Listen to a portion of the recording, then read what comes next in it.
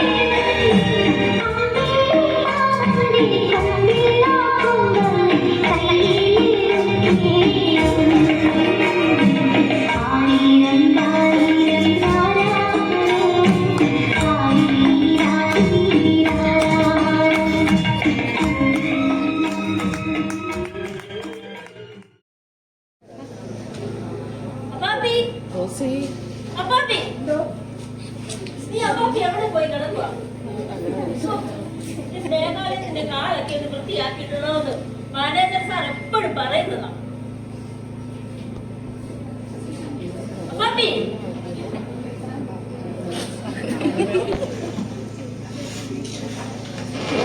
വിളിച്ചായിരുന്നോ? Puppy ഈ ഹാളൊക്കെ ഒന്ന് വൃത്തിയാക്കിയിട്ടുള്ളതെന്ന് നമ്മുടെ സുഭാഷ് സാർ എപ്പോഴും പറയുന്നത്. ഇങ്ങനെ ചുമ്മാ നോക്കാൻ മതിയോ പപ്പി? തന്നെ അത് ശരി, എനിക്കിവിടെ ഒരു പണിയില്ലെന്നാണ്. ഞാനിവിടുത്തെ ഷെഫാണ്.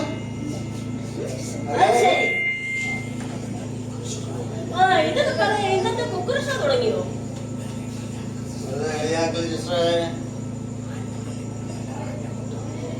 ഞാനിവിടെ ഇല്ലെങ്കിൽ എല്ലാവരുടെയും അന്നം മുട്ടും.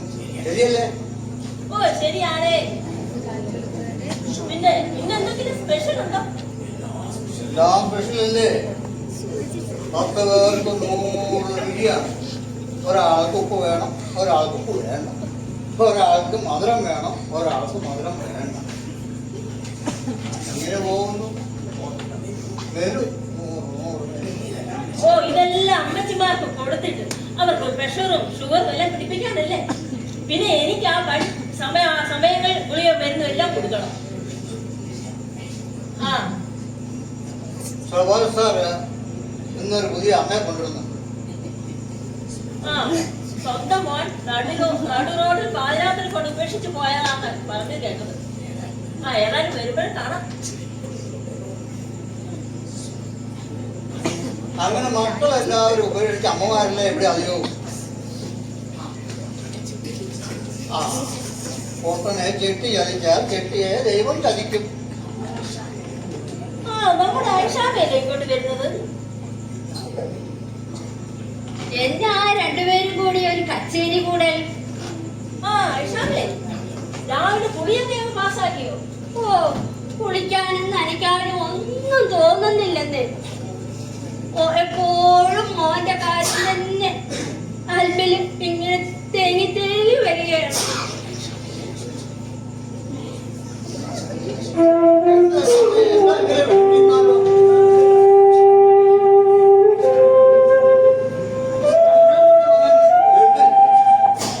ഓനങ്ങ് ഗൾഫിലാണ്. പക്ഷെ 2 വർഷമായി ഓന്റെ യാതൊരു വിവരവുമില്ല. അതുകൊണ്ട് ഞങ്ങൾ പൊന്നുപോലെ നോക്കുന്നില്ല ഐഷാമേ. അതുകൊണ്ടല്ലേ ഞാൻ ഇവിടെ താമസിക്കുന്നത്. പക്ഷെ എന്റെ മോന്റെ ഒരു കത്ത്, ഒരു ഫോൺ കോൾ, ഇതിനു വേണ്ടി ഞാൻ എന്നും കാത്തിരിക്കുന്നു. ഷമു, ഞാനും അതിനുവേണ്ടി തന്നെയാ കാത്തിരിക്കുന്നത്. എവിടെ ഒരു വിവരവും ഇല്ല.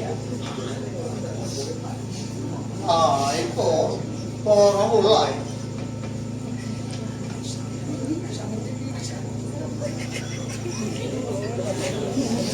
നിങ്ങളുടെ മകൻ ഒരു മതാപ പെണ്ണിനെ കെട്ടിയെന്ന് അറിഞ്ഞല്ലോ. അല്ലാമേ അങ്ങനെയൊക്കെ അറിഞ്ഞു. 2 വർഷമായി ഒരു കച്ചവടമൊന്നുമില്ല. അതാണ് അമ്മച്ചിന്റെ പ്രശ്നം.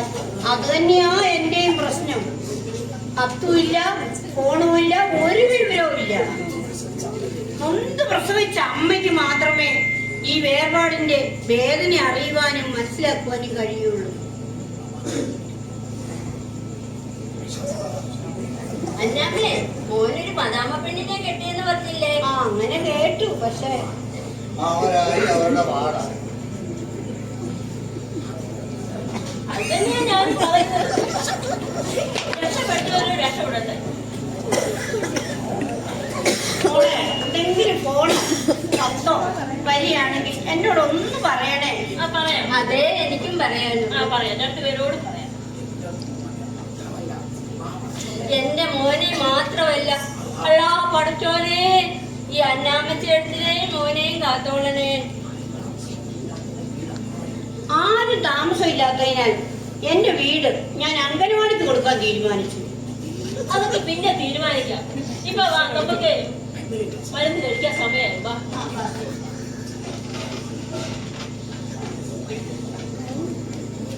ഇതൊക്കെ കേൾക്കുമ്പോഴാണ് കല്യാണം കഴിക്കണ്ട.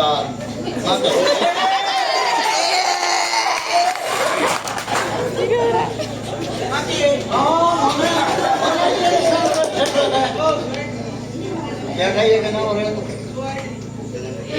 പഠിത്ത കാര്യങ്ങളൊക്കെ എങ്ങനെ പോകുന്നു? നല്ല പഠിച്ചോണം കേട്ടോ. മഴക്കാലത്ത് അതേ ഉള്ളൂ.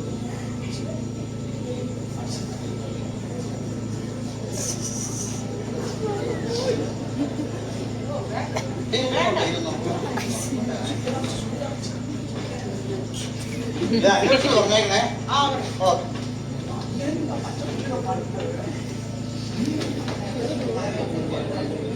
ഇങ്ങനത്തെ നിന്നാ പറ്റത്തില്ലല്ലോ, പണികൾ മുഴുവൻ കിടക്കാണല്ലോ.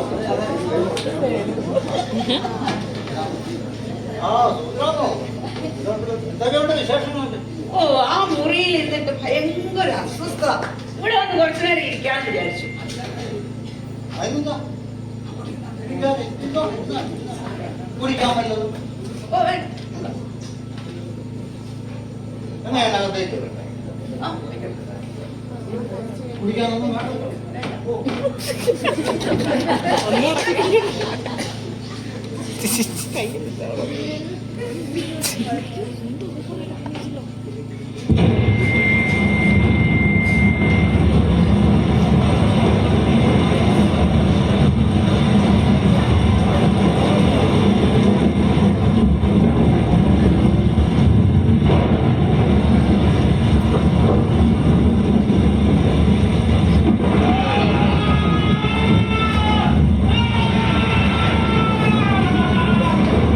അയ്യോ, എന്റെ മക്കള്, എന്റെ ഈശ്വര, എല്ലാവരും പോയല്ലോ. ഓ, ഞാൻ ആ ഉരുൾപൊട്ടിയ ദിവസം ഓർത്തു പോവുകയാണ്. എല്ലാവരും എന്നെ ഇട്ടിട്ട് പോയില്ലേ. അന്നുണ്ടായ ഉരുൾപൊട്ടല് നിങ്ങളുടെ വീട്ടിലെ എല്ലാവരെയും നിങ്ങൾക്ക് നഷ്ടമായി. ഇനിയും ആ ഓർമ്മകളിൽ നിന്ന് രക്ഷപ്പെടാൻ ശ്രമിക്കും. എല്ലാം ദൈവനിശ്ചയമെന്ന് കരുതി സമാധാനിക്കും. ഓ, എന്തിനാ എന്നെ മാത്രം ബാക്കി വെച്ചത്? ഉരുണ്ടുവന്ന പാറക്കൂട്ടങ്ങളും ചെടിവെള്ളവും എന്റെ ഭർത്താവിനെയും മക്കളെയും വലിച്ചുകൊണ്ട് പോകുന്നത് ഞാൻ എന്റെ ഈ രണ്ട് കണ്ണുകൾ കൊണ്ട് കണ്ടതല്ലേ. ദുഃഖങ്ങൾ ആർക്കാണ് സുഭദ്രാമ ഇല്ലാത്തത്? നിങ്ങൾക്കറിയാമല്ലോ, എന്റെ മക്കളുടെ 5, 3 വയസ്സിലാണ് അവരുടെ അപ്പനെ നഷ്ടപ്പെട്ടത്. പിന്നീട് കൂലിവേല എടുത്തും പല വീടുകളിൽ അടുക്കളപ്പണി ചെയ്തും ഞാൻ എന്റെ മക്കളെ വളർത്തി.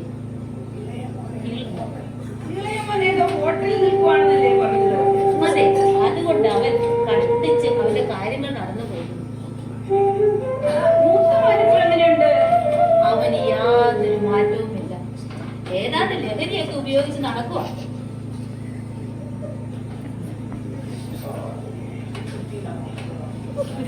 വൃത്തിയില്ലാതെ വന്നപ്പോഴാണ് ഞാൻ ഇവിടെ വന്നത്.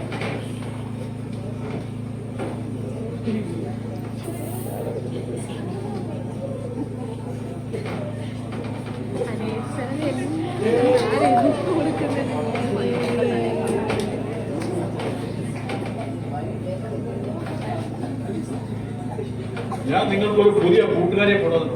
പേര് മറിയക്കുട്ടി.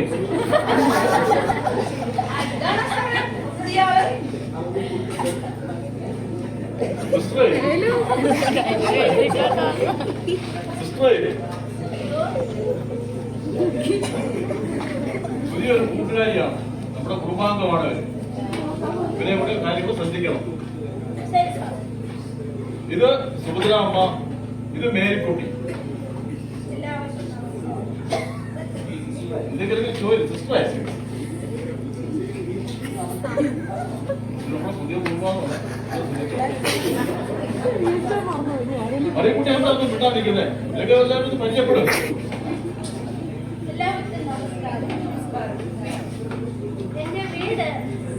എന്റെ വീട് അങ്ങ് മുണ്ടക്കയത്തായിരുന്നു. അതെന്താ മുണ്ടക്കയത്തായിരുന്നു എന്ന് പറഞ്ഞത്? വീട് സ്ഥലവും വിറ്റുപോയി. അതെന്തിനാ വീട് സ്ഥലവും വിറ്റത്? മറിയക്കുട്ടി അല്ലത് വിറ്റത്. വീടും സ്ഥലമൊക്കെ മകന്റെ പേര് എഴുതി കൊടുത്തു. അവനത് വിറ്റു. ഇവരെ വഴിയാധാരമാക്കി. വാടക വീട്ടിലേക്ക് പോകാമെന്ന് പറഞ്ഞു എന്റെ ഒരു കാറിൽ കയറ്റി. പാതിരാത്രിയിൽ എന്നെ വഴിയിൽ ഉപേക്ഷിച്ച് എന്റെ മകൻ. എന്തൊരു അന്ധകരണമാണ് ചെയ്തത്. അവന്റെ പേര് കേസ് രജിസ്റ്റർ ചെയ്തിട്ടുണ്ട്. തൽക്കാലം കാരണം നമ്മൾ മേരിക്കുട്ടി ഏറ്റെടുത്തിരിക്കുന്നു. എന്തായാലും നമുക്ക് അകത്തേക്ക് പോകാം.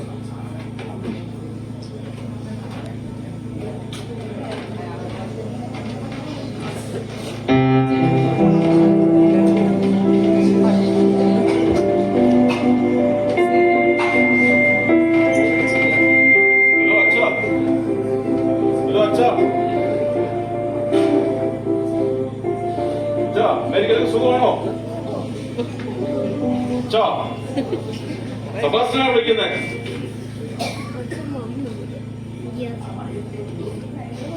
മറിയക്കുട്ടിയെ കൊണ്ടുവന്നിട്ടുണ്ട്.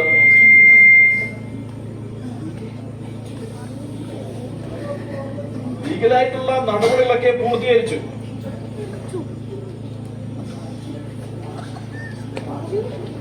അച്ഛനെ വർഷത്തിന് വരുമല്ലോ. ഓക്കെ അച്ഛാ, ഓക്കെ അച്ഛാ. ശരി ശരി ശരി.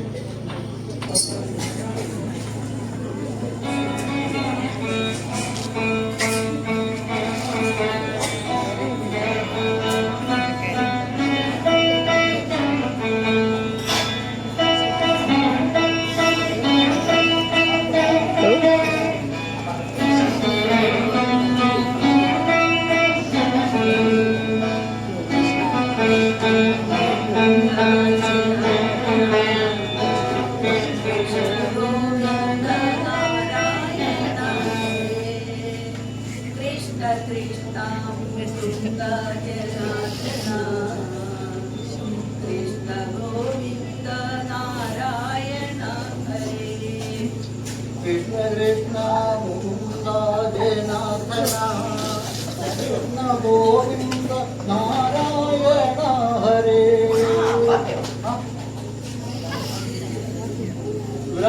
നാമം ജപിക്കായിരുന്നു.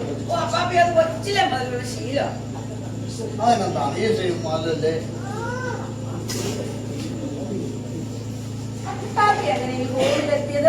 ഓ, അത് ചരിത്രമാണ്.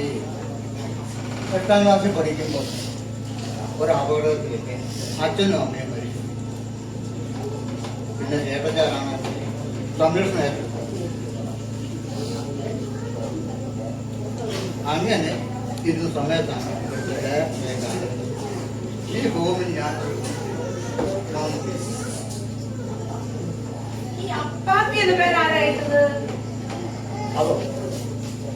അതെന്റെ ചേട്ടച്ചാരുടെ മക്കളല്ലേ അപ്പാപ്പിന്ന്. പിന്നെ നാട്ടുകാർ വിളിക്കും. പിന്നെ അങ്ങനെ എല്ലാവരുടെയും അപ്പാപ്പിയായി. അങ്ങനെ നമ്മളുടെ എല്ലാവരുടെയും അപ്പാപ്പിയായി അല്ലേ?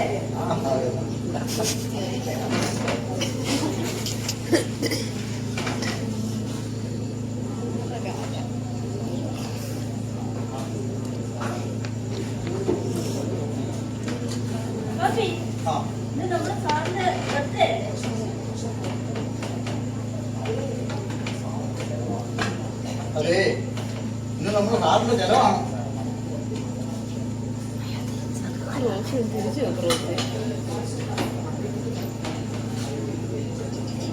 നമുക്ക് പായസം ഉണ്ടാക്കണ്ടേ?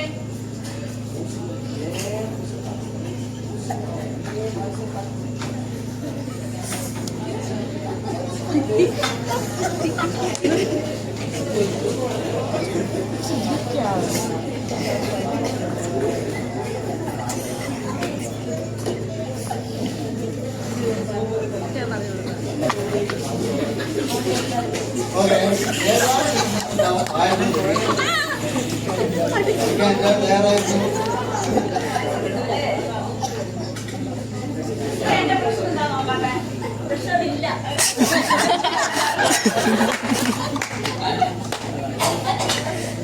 ഞങ്ങളുടെ പ്രശ്നം നോക്കിയില്ലേ? ഞങ്ങൾക്ക് നോർമലാണ്. എനിക്ക് ഈ സിസ്റ്ററെ കാണുമ്പോഴേ പ്രശ്നം.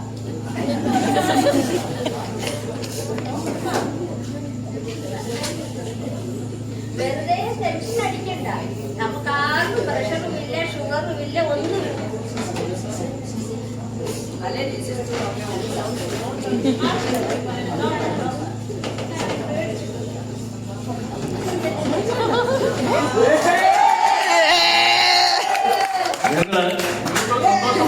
വന്നിരിക്കുകയാണ്. ഇത് നമ്മുടെ കങ്കട സെന്റ് പീറ്റേഴ്സ്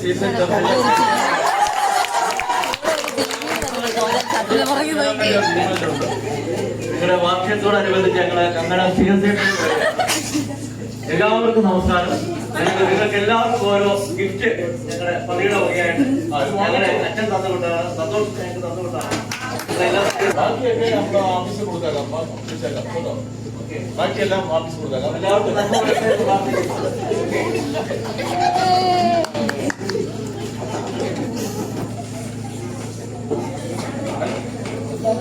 സാറേ എല്ലാവർക്കും ഓരോ പായസമുണ്ട്. നമ്മുടെ അവസാനത്തെ രക്ഷയാണ്.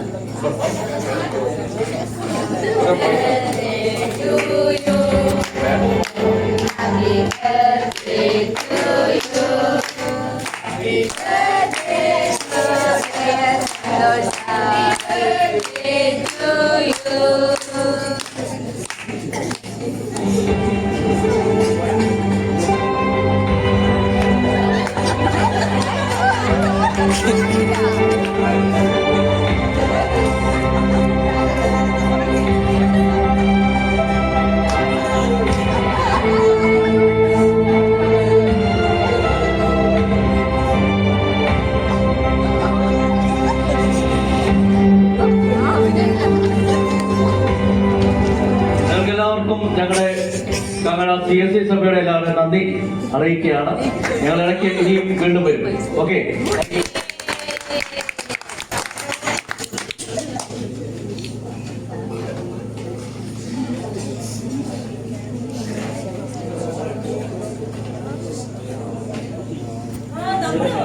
സഭയുടെ വാർഷികമില്ലേ? അത് നമ്മള് ഡാൻസ് ഒക്കെ പഠിക്കാറുണ്ടായിരുന്നില്ല. എല്ലാവരും പഠിച്ചോ? പഠിക്കട്ടെ? പ്രാക്ടീസ് ചെയ്യണ്ടേ? എപ്പോഴെല്ലാം മറന്നുപോയെന്നാ തോന്നുന്നേ. എന്നെ നോക്കി കളിച്ചാൽ മതിയായിരുന്നു.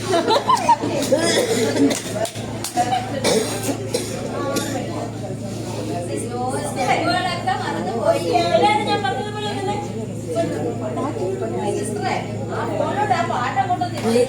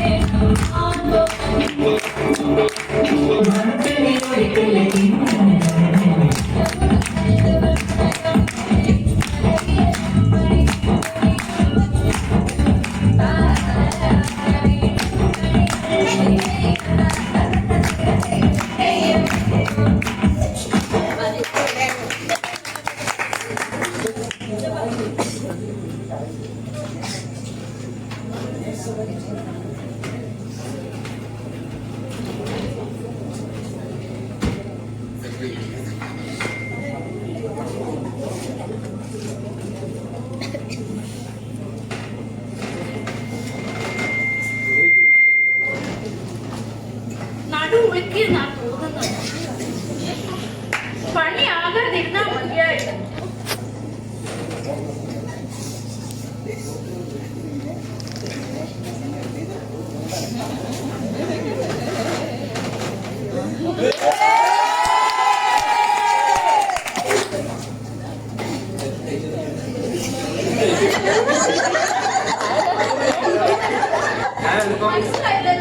ഞാനിപ്പം ദൂരെ നിന്ന് വരുവാ. ഇവിടെ അന്നാമ്മ എന്നൊരാൾ താമസിക്കുന്നുണ്ട്. ഒന്ന് വിളിക്കാമോ? ഒരാൾ കാണാൻ വന്നിരിക്കുന്നു പറഞ്ഞാൽ മതി.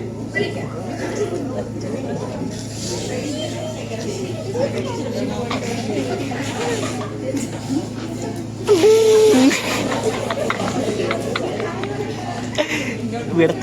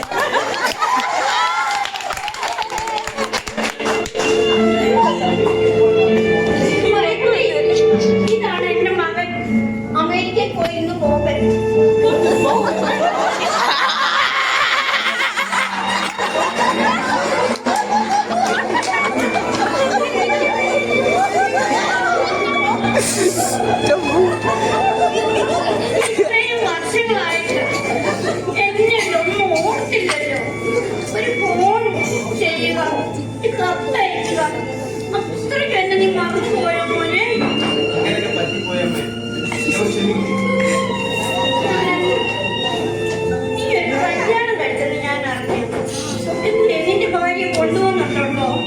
ആ മരുന്ന് ഞാൻ ഉപേക്ഷിച്ചമ്മേ.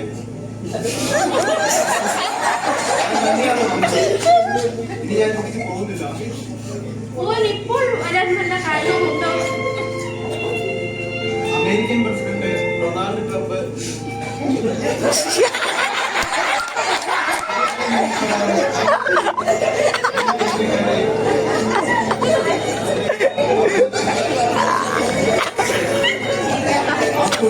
ഞാനും ഉണ്ടായിരുന്നു. ഇവിടെ വീട്ടിലെത്തിയപ്പോഴാണ് വീടടച്ചിരിക്കുന്നത്. പിന്നെ അയൽക്കാർ പറഞ്ഞിട്ടാണ് ഞാനിങ്ങോട്ട് എത്തിയത്.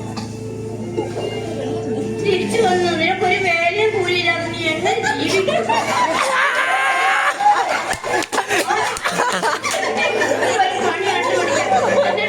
ജീവിക്കാൻ നോക്കാം.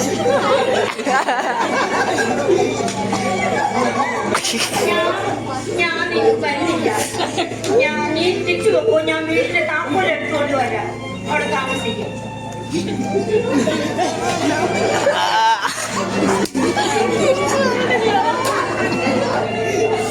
മോനെ, ആരും വീട്ടിൽ താമസിക്കാനില്ലാത്തത് കൊണ്ട് അമ്മ വീട് വാടകയ്ക്ക് അംഗൻവാടി ഏതായാലും മോൻ വന്നല്ലോ. എനിക്ക് വേറെ ആരുമില്ല. അപ്പൊ വരുമോ എന്തോ എന്റെ കൂടെ?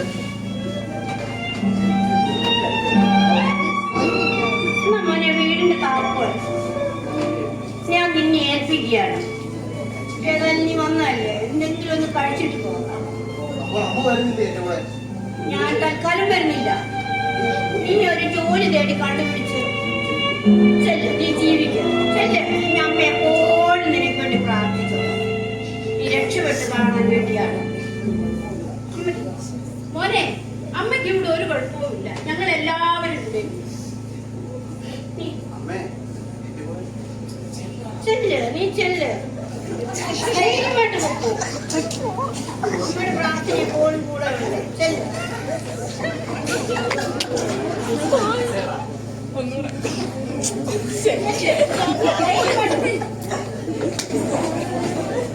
സന്തോഷമായല്ലോ. ഏതായാലും മോൻ വന്നില്ലേ? മോനെ കണ്ടതിന്റെ എനിക്ക് സന്തോഷമാണ്. പിന്നെ അവനോട് ചെല്ലെടുക്കട്ടില്ല. അവൻ ഒറ്റയ്ക്കാണ് ജീവിക്കാൻ ഇഷ്ടമെങ്കിൽ അവൻ അങ്ങനെ ജീവിക്കട്ടെ. ഇത്രയും കാലം അവൻ ഒറ്റയ്ക്കല്ലേ ജീവിച്ചത്. ഇവിടെ എനിക്ക് നിങ്ങൾ എല്ലാവരും കൂട്ടുണ്ടല്ലോ. അത് ശരി, നമുക്ക് നല്ല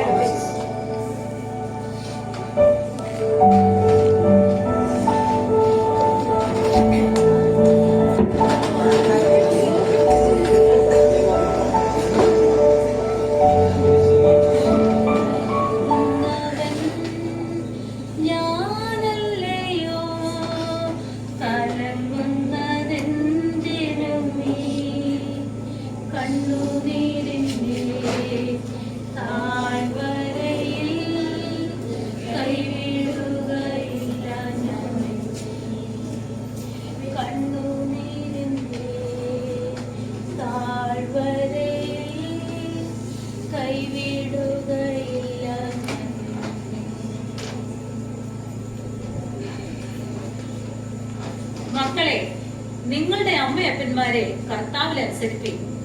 അത് ന്യായമല്ലോ. നിനക്ക് നന്മയുണ്ടാകുവാനും നീ ഭൂമിയിൽ ദീർഘായുസോടെ ഇരിപ്പാനും നിന്റെ അപ്പനെയും അമ്മയെയും ബഹുമാനിക്കാം എന്നത് വാഗ്ദത്തത്തോടു കൂടിയ ആദ്യ കൽപ്പനയാണ്.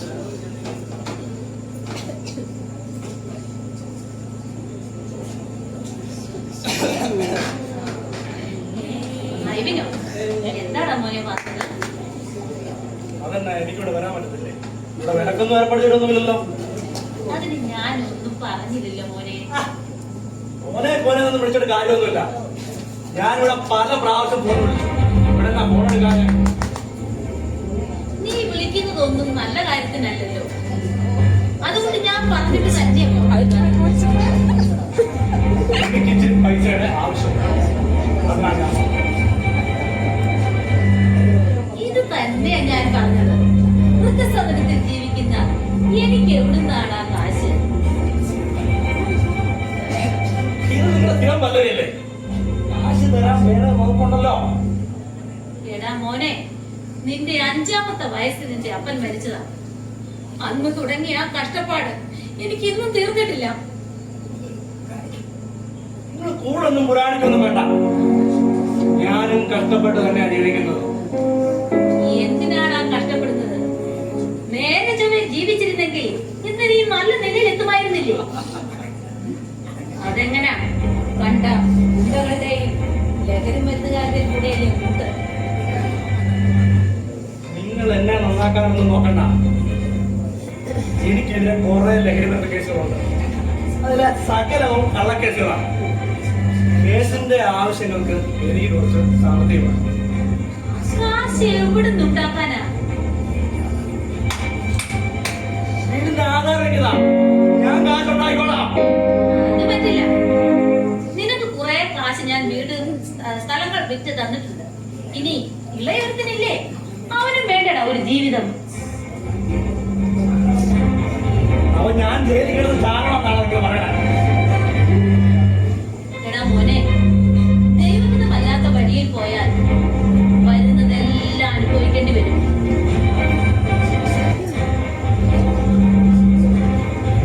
അപ്പൊ നിങ്ങള് ആധാരം തരത്തില്ല? നിങ്ങളിപ്പോ ആധാരം തരത്തില്ല അല്ലേ? ഇത് പറഞ്ഞില്ലേ എങ്ങനെ ഇപ്പോ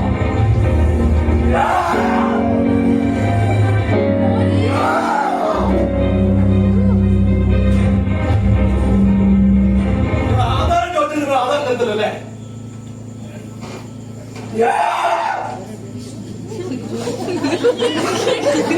കേട്ടു വന്നേ. ഞാൻ തീരുമാനിക്കാം എന്ത് ചെയ്യണമെന്ന്.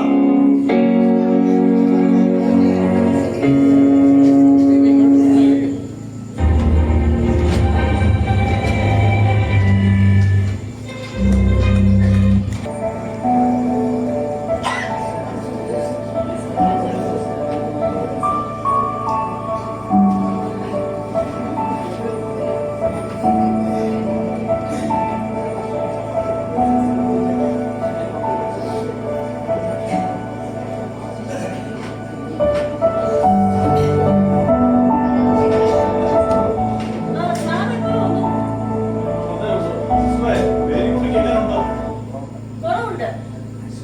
ആശുപത്രിയിൽ നിന്ന് കൊണ്ടുവന്ന മരുന്നും കുളിയൊക്കെ കഴിക്കുന്നുണ്ട്. സ്റ്റിച്ചുകളൊക്കെ കരിഞ്ഞു വരുന്നതേ ഉള്ളൂ. എന്നാലും ഇത്ര വലിയ മുറിവ് എങ്ങനെ പറ്റിയെന്ന് മനസ്സിലാവുന്നില്ലല്ലോ. ഒച്ചയായിട്ട് ഞാൻ ചെന്നപ്പോ മേരിക്കുട്ടി തല മുറിവേറ്റി രക്തം മാറുന്നത് ചോദിച്ചപ്പോ മേശയുടെ സൈഡിൽ മുട്ടി വീണാണെന്നാണ് പറഞ്ഞത്. ആശുപത്രിയിൽ വെച്ച് പോലീസ് ചോദിച്ചപ്പോൾ ഇത് തന്നെയാ ഉത്തരം പറഞ്ഞത്. ഏതായാലും സിസ്റ്റർ മേരിക്കുട്ടിയെ പ്രത്യേകം ശ്രദ്ധിച്ചോണേ. ശരി സാറേ, ഞാൻ ശ്രദ്ധിക്കുന്നുണ്ട്. നമുക്ക് ഡയറക്ടർ എപ്പോഴാണ് അമേരിക്കയിൽ നിന്ന് വരുന്നത്?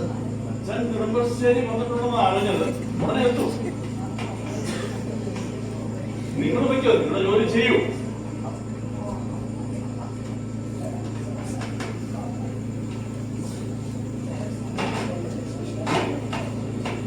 ആ ഡയറക്ടർ അമേരിക്കയിൽ നിന്ന് വരുമല്ലേ?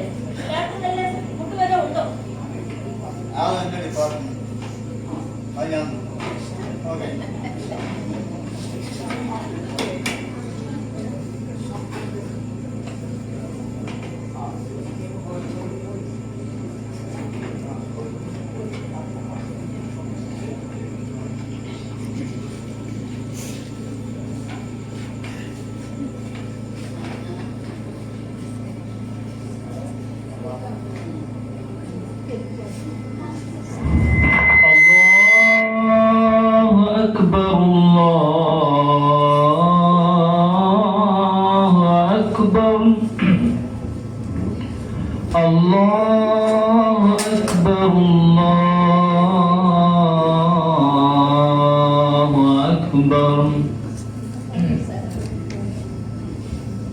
أشهد أن لا إله إلا الله أشهد أن لا إله إلا الله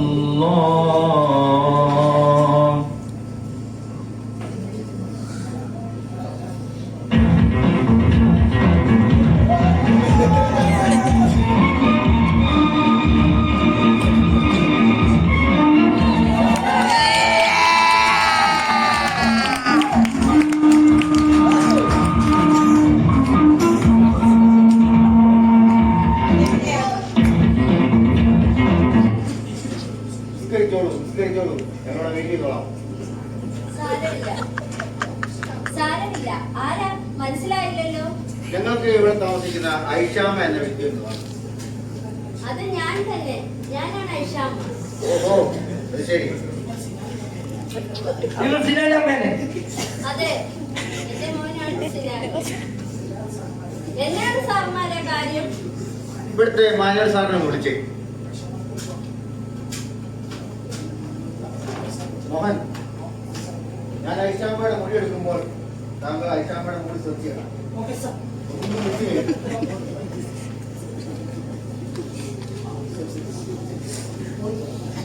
good morning sir. Good morning. അത് പരിചയമില്ലല്ലോ. ഞാൻ Jayadev, officer from NIA. Welcome sir. ഇവിടെ വന്ന കാര്യം ഞങ്ങൾക്ക് മനസ്സിലായില്ല. Okay, let us enter the matter. ഞങ്ങൾക്ക് ഈ ഐഷാമ്മയുടെ മാനേജ്മെന്റ് അന്വേഷിക്കാൻ അവൻ ഗൾഫിലാണ് സാർ. പോയിട്ട് 2-3 വർഷമായി.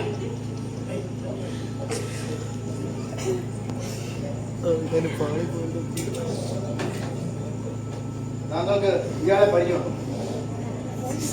ഇത് എന്റെ മകനല്ലേ സാർ, സിനാജ്.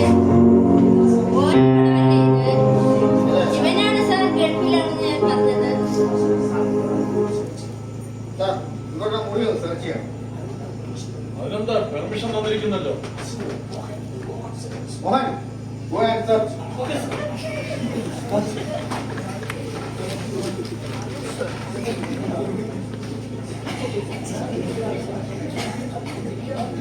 ഇതെന്തിനാണ് സാർ? ഇതിന്റെയൊക്കെ ആവശ്യം എന്താണ്? ഐഷാമ്മയുടെ മകൻ എന്തിനാന്നല്ലേ പറഞ്ഞത്? അതെ, പോയിട്ട് കത്തുകളോ ഫോൺ കോളോ വീട്ടിൽ വന്നിട്ടുണ്ടോ? 2 വർഷമായി ഒരു കത്തുകളും ഫോൺ കോളും ഒന്നും വരുന്നില്ല. എന്നാൽ അവൻ ഗൾഫിൽ പോയിട്ട് പിന്നെ അവൻ എവിടെയാണ് സാർ? ഇത്രയും കാലം അവൻ എവിടെയായിരുന്നു? ഞാൻ വീട്ടിൽ നിന്ന് പോയത് ഗൾഫിലേക്കല്ല, നേരെ തീവ്രവാദ ഗ്രൂപ്പിന്റെ ജെയ്ഷെ മുഹമ്മദ് എന്നുള്ള തീവ്രവാദ ഗ്രൂപ്പിലാണ് ഇത്രയുന്നത്. യാ റബ്ബിൽ ആലമീനെ, ഞാൻ എന്താണ് ഈ കേൾക്കുന്നത്? എന്റെ മോനെ, അവനിപ്പോൾ എവിടെയുണ്ട് സാർ? അവനിപ്പോ എവിടെയാണ് സാർ ഉള്ളത്? ഇന്ത്യ പാക് യുദ്ധം നടത്താൻ ആർമിയും പോലീസും BSF വളരെ ഇല്ലാണ്ടായി. പഹൽഗാമിനടുത്തുള്ള ഫോറസ്റ്റ് ഏരിയയിൽ നടന്ന പെട്രോളിൽ ഈ നിൽക്കുന്ന ഐഷാമ്മയുടെ മകൻ സിനാജിനെ പിടികൂടി. ഇപ്പോൾ ആ പോലീസ് കസ്റ്റഡിയിലാണ്. റബ്ബേ, രാജ്യത്തിനെതിരെയുള്ള സമരത്തിൽ മോനെ ഏത് സൈത്താനാണ് കൂട്ടിക്കൊണ്ടു പോയത്? Mohan, any confidence? ഒന്നേ കിട്ടിയ സാർ.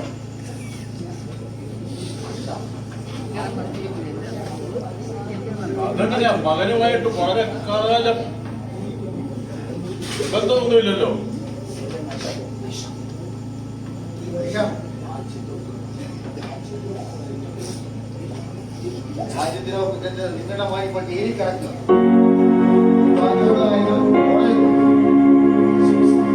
ശരി സാർ, ഇന്ന് വരും നാളെ വരും എന്ന് നോമ്പ് നോറ്റിരുന്ന എനിക്ക് പടച്ചോൻ തന്ന വിധിയാണെന്ന് ഞാൻ ആശ്വസിച്ചു.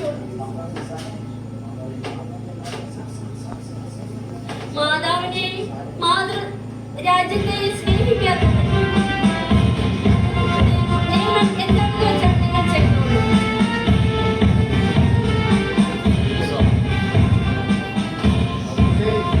കാര്യങ്ങൾ കഴിഞ്ഞാൽ ഞങ്ങൾ സ്ഥിരമല്ല.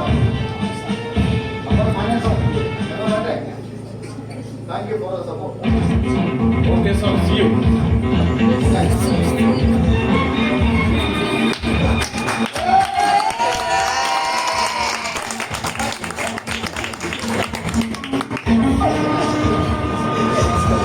എന്റെ സാറേ, എന്തിനാണ് ഞാൻ ജീവിക്കുന്നത്? ഐഷാമേ, വിഷമിക്കാതിരിക്കൂ. അകത്ത് പോയി എല്ലാത്തിനും ഒരു പരിഹാരം ഉണ്ടല്ലോ, അകത്ത് പോയി വിശ്രമിക്കും.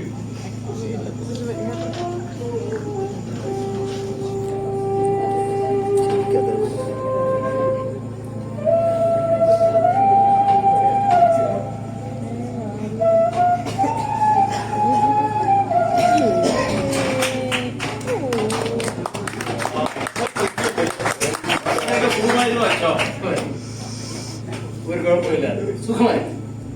പിന്നെ ഈ അമേരിക്കയിൽ ഈ വിസാ നിയമങ്ങൾ കുറെ കടുപ്പിച്ചിട്ടുണ്ട്. അങ്ങനെ ഒരു പ്രശ്നം മാത്രമേ ഉള്ളൂ. സഭാഷ് സാറേ, എല്ലാവരും സുഖമായിരിക്കുന്നു? എല്ലാവരും ഞാൻ അച്ഛനെ കുറെ കാര്യങ്ങൾ വിളിച്ച് പറഞ്ഞിരുന്നല്ലോ. Yes yes yes. നമ്മുടെ മേരിക്കുട്ടിക്ക് ഇപ്പൊ എങ്ങനെയുണ്ട്? റിക്കവറായി വരുന്നുണ്ട്. പിന്നെ നമ്മുടെ ഐഷാമ്മയുടെ മകന്റെ കാര്യം തീവ്രവാദ സംഘത്തിൽ നിന്ന് എന്നെ അന്വേഷിക്കാൻ വന്നിരുന്നു ഇവിടെ. ഇപ്പൊ അവര് പോയിരിക്കുന്നതേ ഉള്ളൂ.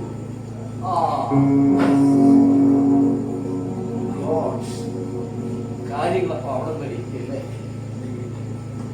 എന്നയിൽ നിന്നും എനിക്കൊരു മെസ്സേജ് വന്നു. ഈ ചെറുപ്പക്കാർക്ക് എന്താ കുഴപ്പം? അവരെ മാത്രം കുറ്റം പറഞ്ഞിട്ട് കാര്യമില്ല സാർ. യുവാക്കൾക്ക് ആവശ്യമായിട്ടുള്ള തൊഴിലവസരങ്ങൾ സൃഷ്ടിക്കാൻ ഗവൺമെന്റിന് കഴിയാത്ത അവസരങ്ങൾ എളുപ്പ വഴിയിൽ കാശുണ്ടാക്കാനായിട്ട് അവർ ശ്രമിക്കുന്നത്, അതിലേക്ക് ആകർഷിക്കപ്പെടുന്നത് സ്വാഭാവികമാണ്.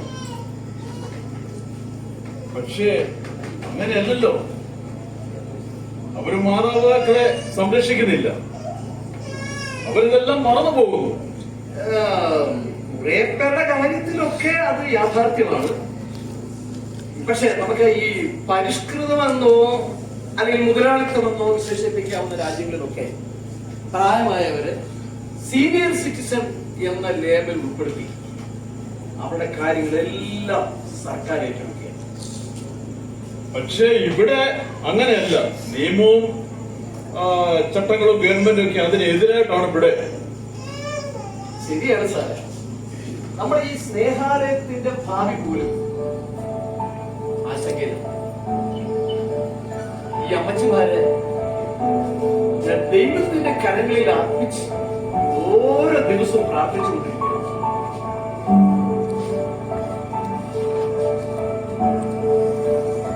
അവരെല്ലാവരും സൗഖ്യമായിട്ടിരിക്കുന്നല്ലോ അല്ലേ? ഇതൊക്കെയാണ് ഇവിടെ ഉള്ള കാര്യങ്ങൾ. ഓക്കെ.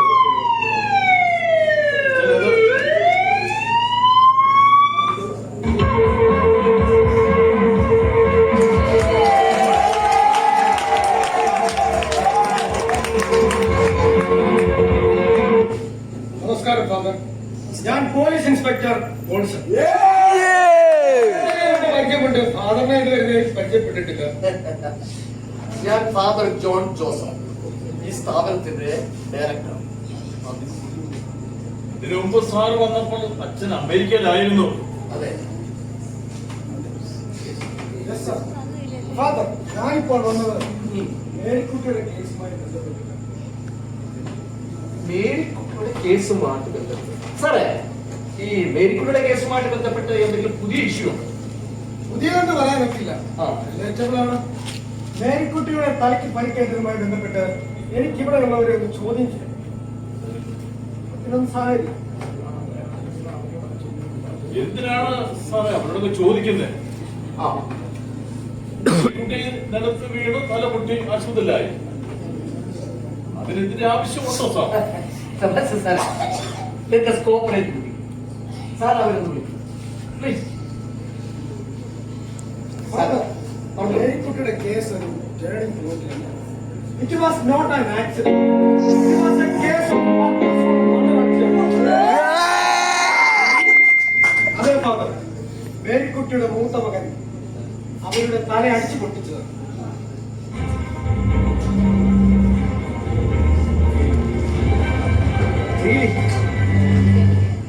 അങ്ങനെ ആയിരുന്നോ സാർ സംഭവം? Yes, father.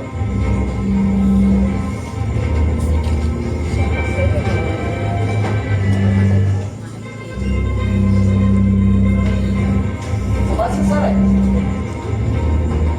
അവരെല്ലാവരും വരാൻ പറയും.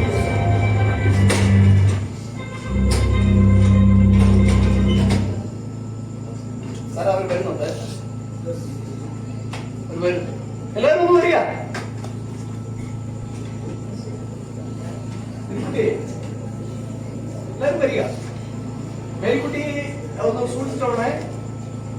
മേരിക്കുട്ടി ഒന്ന് സപ്പോർട്ട് ചെയ്തോളൂ നിങ്ങൾ കേട്ടോ.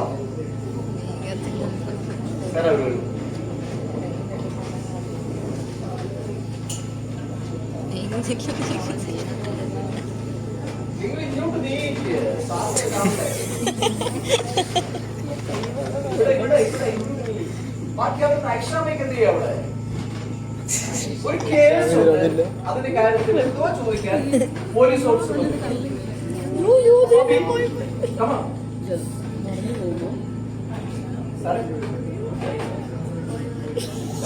അവനെ കൊണ്ടുവരും.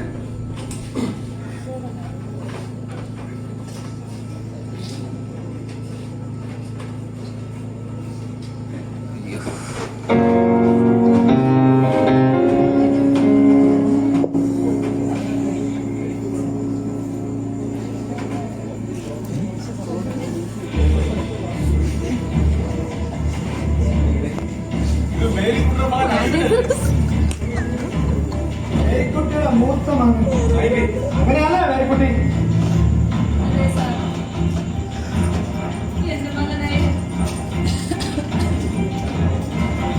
മേരിക്കുട്ടിയുടെ തലമൊക്കെ ദിവസം അരിമിനിവിടെ വന്നിരുന്നു. ഇല്ല സാർ, അവൻ ഇതൊന്നും അറിഞ്ഞതല്ല. അന്നേ ദിവസം അരിമിനിവിടെ വന്നിരുന്നതായി നിങ്ങൾ ആരെങ്കിലും കണ്ടിരുന്നോ? ഇല്ല സാർ, ഞങ്ങൾ ആരും കണ്ടില്ല.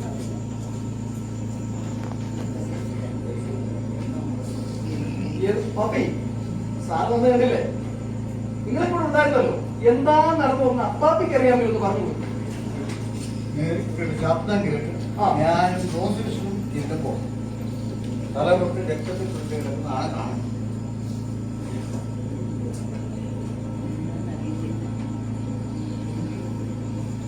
പിന്നീട് തിരക്കിയപ്പോൾ മേശ കൊണ്ട് തല ഉള്ളിലാവും. എന്താണ് സാറേ യഥാർത്ഥത്തിൽ സംഭവിച്ചത്? എന്താണ് നടന്നത് നാം പറയും. പറയണം, സത്യമായിട്ട് പറയണം. എന്റെ പേരിലുള്ള കുറെ കേസുകളുടെ ആവശ്യത്തിന് പണം ആവശ്യമായിരുന്നു. അതിനുവേണ്ടി വീടിന്റെ ആധാരം ചോദിക്കാൻ ഞാൻ അമ്മയുടെ അടുത്ത് വന്നായിരുന്നു. പക്ഷേ ആധാരം തരത്തില്ല എന്ന് അമ്മ തീർത്ത് എന്നോട് പറഞ്ഞു. ഇല്ല എന്ന് പറഞ്ഞപ്പോൾ 5000 മൂത്ത ഇവൻ കണ്ണിലിരുന്ന ഇരുമ്പ് വടിയുമായി സ്ത്രീയെ ആക്രമിച്ചു.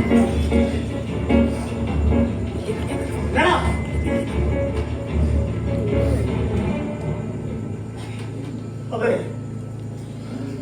ഞാനങ്ങനെ ചെയ്തു പോയി. അവൻ വെറുതെ പറയുക സാറേ, ഞാൻ തന്നെ വീണതാണ്.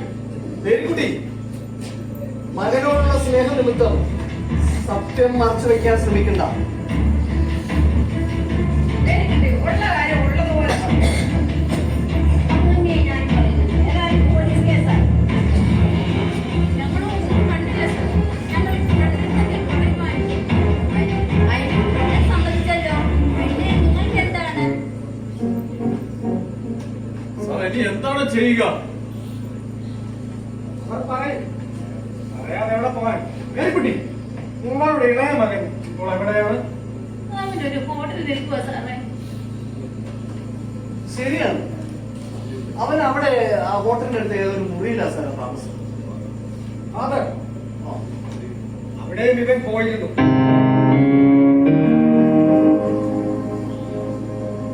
നീ അവനെ കണ്ടോടാ.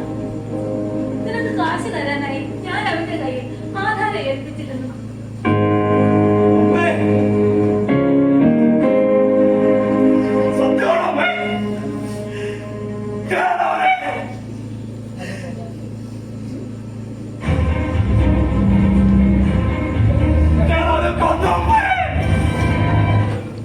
ലഹരിമരുന്നിന് അടിമയായവൻ നിങ്ങളുടെ ഇളയ മകനെയും എടാ മഹാഭാവി, പറയടാ, നീ അവനെ എന്ത് ചെയ്തു?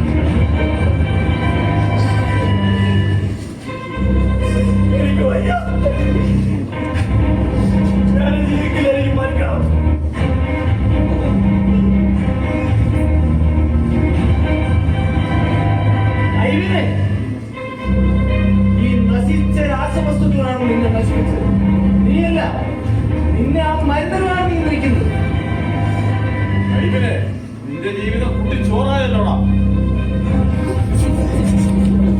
ഓക്കേ, വിവരങ്ങൾ നിങ്ങളെ കോടതിയിൽ ഹാജരാക്കും. Okay sir.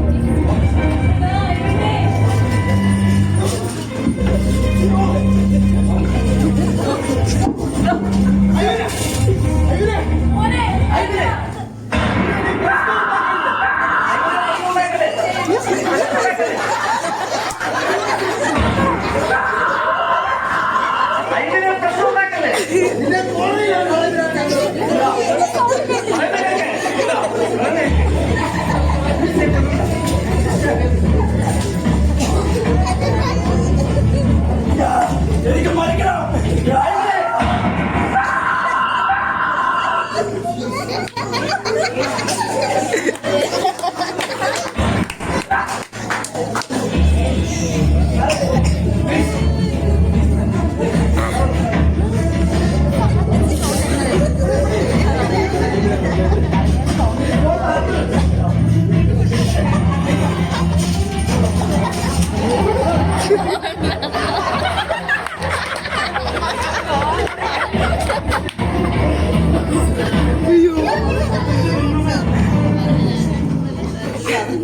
നിന്റെ സമാധാനം ഞങ്ങൾക്ക് തരണേ